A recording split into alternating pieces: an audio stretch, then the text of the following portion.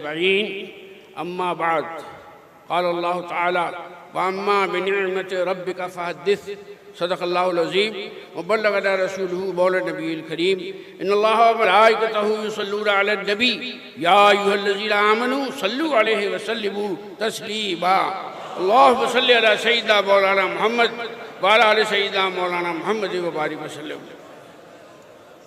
मोअज़्ज़िज़ उलमाए किराम, मोहतरम बुज़ुर्गों, अजीज़ साथियों, नौजवान दोस्तों और प्यारे बच्चों, आज मदनपुरे की सुन्नी बड़ी मस्जिद में आने के बाद मेरी नज़रों में न जाने कितने मनाजिर घूम रहे थे।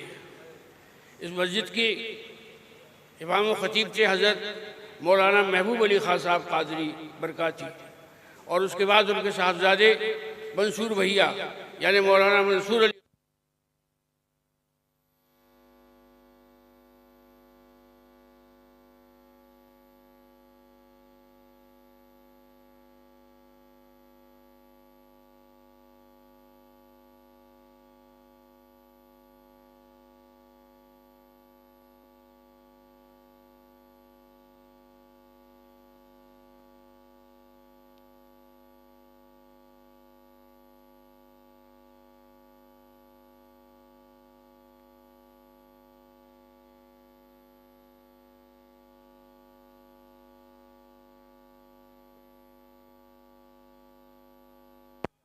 वो हज़रत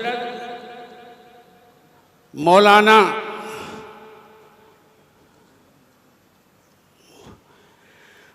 और हमारे मुकर्रम मुफ्ती मसूद अहमद साहब दारुल अशरफिया मुबारकपुर से उन्होंने बयान कर दिया। अब मैं चंद मिनट आप लोगों के लूँगा, क्योंकि जो काम की बातें थी वो सब हो चुकी है और उन बातों को बार बार रिपीटिशन करना ज़रूरी नहीं है। आपको मालूम है कि ख़ानदान बरक़ात के लोगों की कमज़ोरी क्या है? नहीं मालूम आपको? हमारी कमज़ोरी है बरेली वाला इमाम अहले सुन्नत मुजद्दिद दीन व मिल्लत चश्म चिराग ख़ानदान बरक़ात अब्दुल मुस्तफ़ा मोहम्मद अहमद रज़ा ख़ान क़ादरी बरकाती रहमतुल्लाहि ताला अलैह। हमारे वालिद से किसी साहब ने पूछा कि मियाँ आपके ख़ानदान की करावतें क्या हैं? तो उन्होंने फरमाया कि पहली करावत है आला हज़रत और दूसरी करावत है मुफ्ती आज़म।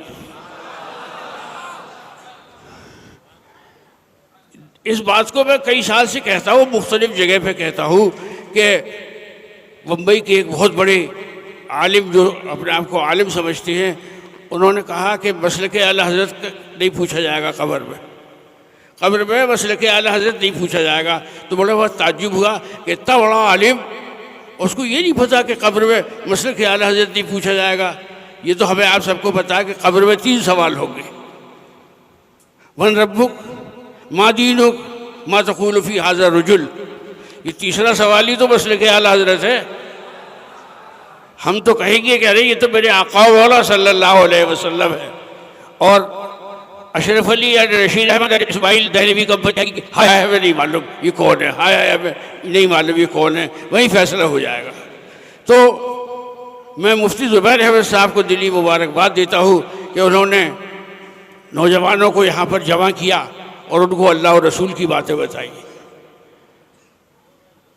अब मैं अपने अजीज़ अज़हरी साहब से मुखातिब हूँ कि मैंने एक शेर कहा है क्या है, सोचा है कि हमने कितना तुझे चाहा ये तुझे क्या मालूम, हमने कितना तुझे चाहा ये तुझे क्या मालूम। लोग तो कल से तेरे चाहने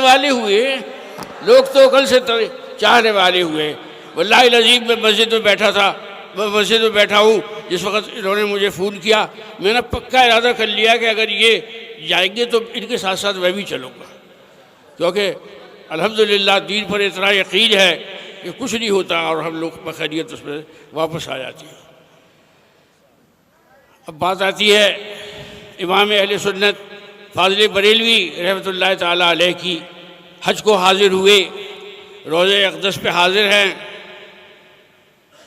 चश्मे सर से ज़ियारत नहीं हुई, तो आला हजरत ने वो नात कही कि वो सुए लालाजार फिरते हैं, तेरे दिन ए बहार फिरते हैं, क्यों कोई पूछे तेरी बात रजा, तुझसे कितने हजार फिरते हैं।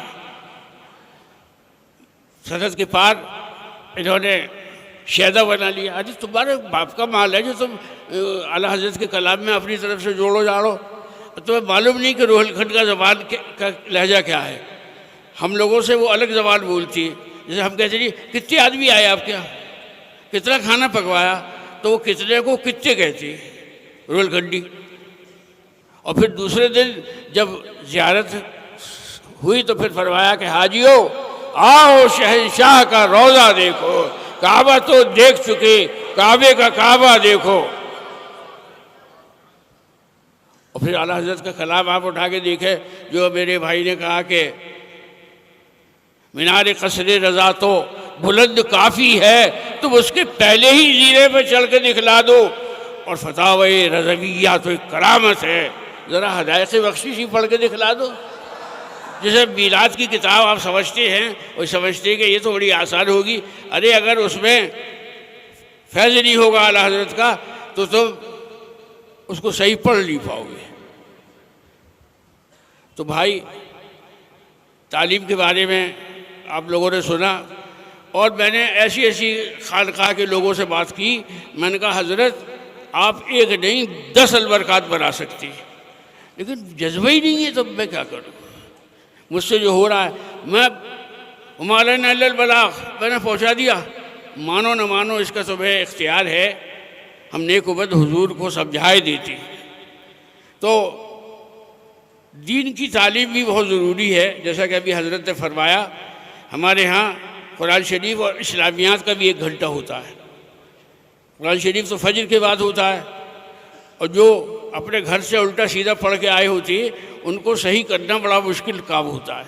और जो शुरू से पढ़ रहा है उसको कोई मसला नहीं है, जो उस्ताद ने बता दिया वही पढ़ेगा। एक इदारा हमारे यहाँ कायम है, Albarkaat institute of research and Islamic. तो उसमें जो हमारी मुख्तलिफ़ दारुल उलूम के फाजिल हजरात हैं वो आते हैं, उनका टेस्ट लिया जाता है, और 70-80 में सिर्फ 15-16 लड़के सिलेक्ट होती हैं, क्योंकि वो बड़ा महंगा कोर्स है। तो उसमें हम क्या करते हैं कि जो उसमें आते हैं उनको हम economics, political science, sociology, psychology, philosophy, geography, इसकी मोटी मोटी बातें पढ़ाती हैं। और एक काम यह है कि अरबी लिखना और बोलना, अंग्रेज़ी लिखना और बोलना। तब 2 साल के बाद उनको सर्टिफिकेट दिया जाता है, और फिर वो लोग हिंदुस्तान से बाहर जाकर दीन की खिदमत अंजाम देते हैं। अफ्रीका में, ऑस्ट्रेलिया में, फिजी में, इंग्लैंड में, अमेरिका में अलबरकात के पढ़े हुए उलमा काम अंजाम दे रहे हैं। क्योंकि अगर ज़बान से आपको वाकिफ़ नहीं है, हम लोग जब मक्के शरीफ या मदीने शरीफ में लाल रुमाल से फंस जाते तो उसकी वजह ये होती है कि हमारी ज़बान वो नहीं समझता और उसकी ज़बान हम नहीं समझते। तो भाई सब लोग पढ़िए। अब एक बात इमाम गज़ाली की भी जिक्र हुआ था अभी।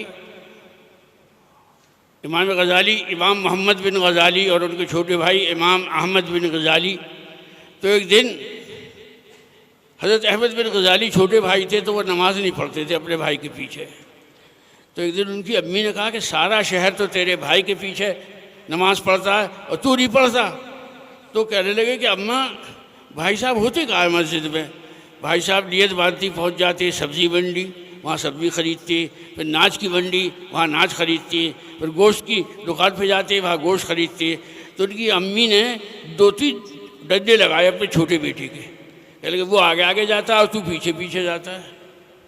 मतलब ये इमाम गज़ाली का बड़ा मर्तबा है, और अल्लाह उनकी कब्र को नूर से भर दे। मेरे अजीज़ों, इंशाअल्लाह फिर आप लोगों से जल्द मुलाकात होगी। मैं हज़रत मौलाना मसूद अहमद साहब का बहुत शुक्रगुज़ार हूँ कि वो इतनी मसाइब उठाकर यहाँ तक आए और उन्होंने अपनी जामे तकरीर में हम लोगों को इल्म के बारे में बहुत कुछ समझाया। तो इंशाअल्लाह फिर मुलाकात होगी। अब हम दुआ करते हैं कि अल्लाह ये जो कॉन्फ्रेंस इल्म के बारे में की गई, या अल्लाह इसको कबूल फरमाया जाए। इस कॉन्फ्रेंस के ख़त्म होने से पहले हम सब का शुमार बख्शे हुआ में कर दिया जाए। या अल्लाह हम सब को ज़मीनी आसमानी बलाओं और मुसीबतों से महफूज फरमा। या रब्बल आलमीन दुश्मनों के शर, हासिदों की बज़ नज़र से हम सब की हिफाजत फरमा। या अल्लाह बीमारों को शिफाए कामिला अता फरमा, बेरोज़गारों को जायज़ रोज़गार अता फरमा, बेइल्म को इल्म नाफ़े अता फरमा। या रब्बल आलमीन हमारी तमाम जायज़ तमन्नाओं को कबूल फरमा। आमीन अल्लाहुम्मा आमीन। व सल्लल्लाहु तआला अला खैरि खल्क़िही मुहम्मदिन व आलिही व सहबिही अजमईन बिरहमतिका या अरहमर राहिमीन। आइए सलातो सलाम पढ़ लिया जाए।